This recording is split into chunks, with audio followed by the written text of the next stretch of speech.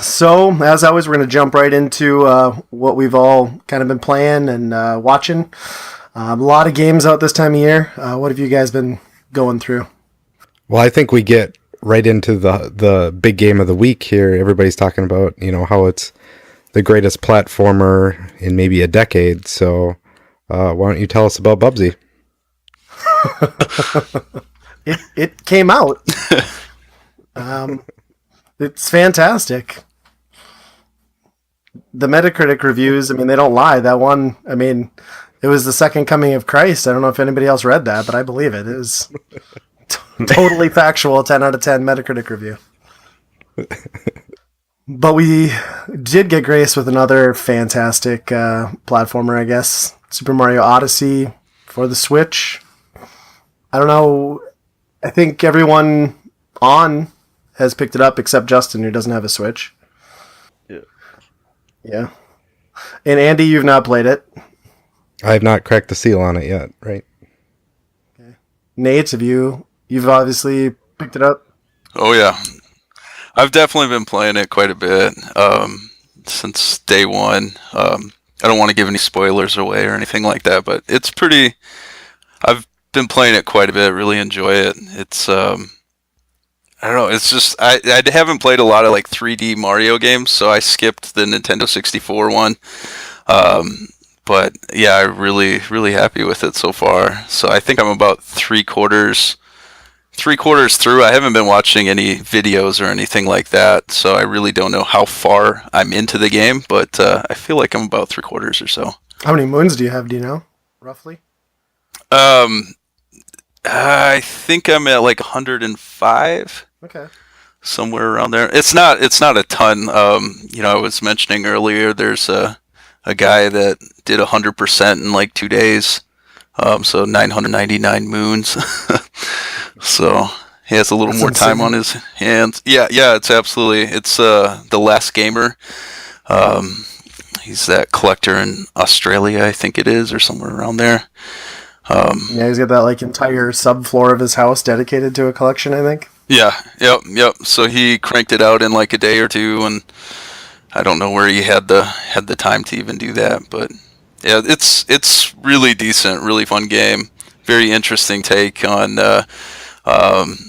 it's kind of Mario meets Kirby in a way because you can take abilities from enemies, and so it's really fun. Yeah. I didn't even think about the Kirby connection, but that does make a lot of sense. Yeah, I picked it up on launch day and played through a couple hours of it on that Friday, and then actually finished the campaign on Saturday. I just wanted to get through it. Really solid game. I mean, it is a great platformer.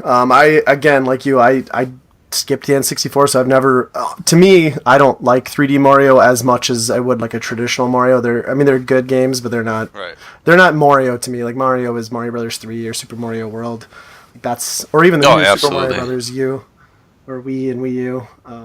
But it does have some of that nice kind of 2D levels that's really interesting to play with kind of a 3D background. That was kind of fun little thing to see on it. Yeah, it's kind of an unexpected nod to like the older games when you go through those pipes and you're back in like an 8-bit style Mario. It's neat. Right. I will say, the one thing with this game, and I'm going to go off on like a completely wild tangent that I'm going to take complete sole responsibility for. I'm not going to lump the poor rest of the podcast into this. I don't think anyone's going to agree with my opinions, but after completing Mario Odyssey and then continuing to read reviews and hearing other people's commentary, I just got like more and more upset because I think there's like a lot of fundamental things that keep this game from in my mind being like that. It's gotten so many 10 out of 10 reviews, which I think are just, it's unfair almost. I mean, it's incredibly polished. It's a really solid underlying game. But then you've got camera issues. That's to be expected. It's not horrible. It's noticeable, though. Yeah, it is. And I increased the sensitivity up to high right away, so that helped a little bit. The other huge thing that you can ignore, but it has motion controls. I don't know why they put a couple of the smaller, like subtle moves with Cappy on motion controls, which I disabled immediately. But then it doesn't remap them to anywhere else in the controller. You can get through the game without it, it doesn't matter. And then for some reason, though, it still wants to remind you that they're there and gives you like these big jarring pictures on your screen in the corner. And they're not that little. I mean, they take up like a sixth of your screen, telling you to use the controller and how to shake it, like a little tutorial video or picture thing.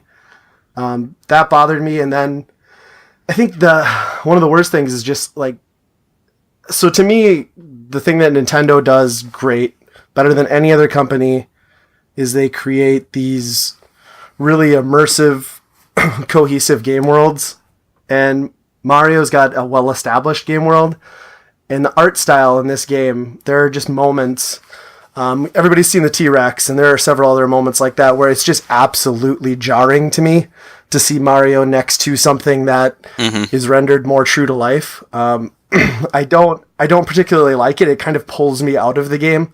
I know a lot of people think that's a really cool feature. To me, it kind of sucks me out of it. And then you've got the whole New Donk City area. That messed me up. I completely agree with you. Yeah, and then it was so frustrating. Right. And then you'll encounter like a later boss battle that's even more wholly out of place, in my opinion. And it's stuff that like it irritates me because it's very Sonic adventure-ish. And it's like these weird things that Sonic has done in the past and Sega that people just roast them for. But because it's in a Mario game, they get away with it. And granted, the fundamental game here is still 10 times better than what Sonic and Team Sonic and Sega were able to do. But it's just really weird. And when I look back on this game, I'm not going to remember it for,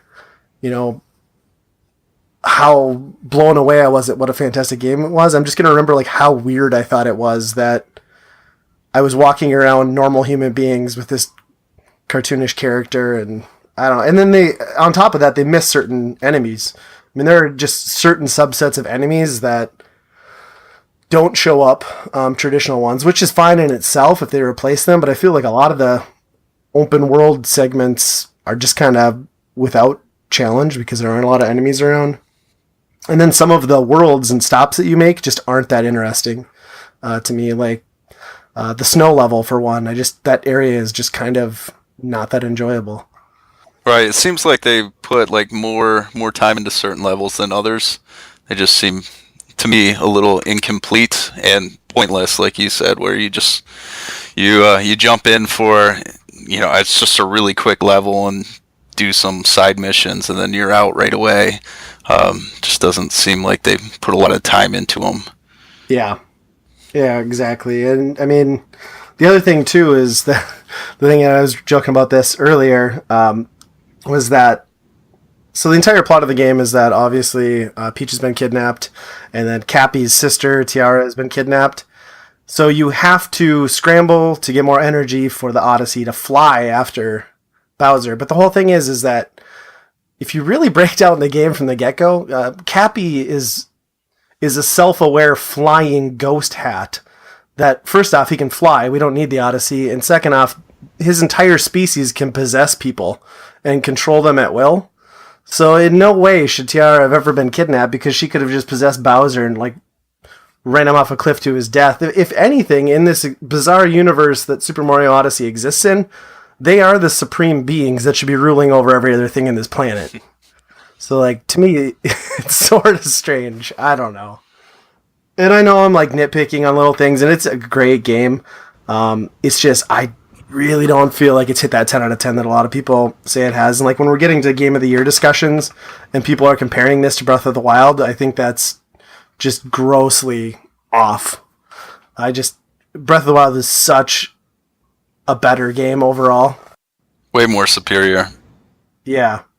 So it's going to be, it's going to be interesting, because I'm sure this will make some of Game of the Year lists, which is totally fine. It's such a different level of game, though, to me than what Breath of the Wild did earlier in the year.